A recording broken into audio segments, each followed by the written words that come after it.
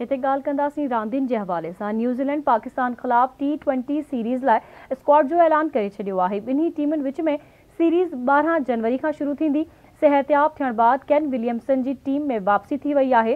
Kane Williamson T20 आलमी home series में New Zealand जी अॻवानी कंदो।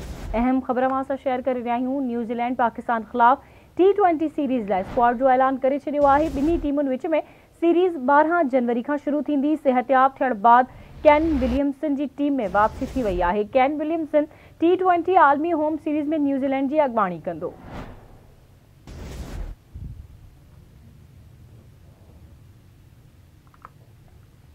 न्यूज़ीलैंड पाकिस्तान ख़िलाफ़ T20 सीरीज़ लाइ स्क्वाड जो ऐलान करे छॾियो आहे। ॿिन्ही टीमुनि विच में सीरीज़ 12 जनवरी खां शुरू थी रही आहे।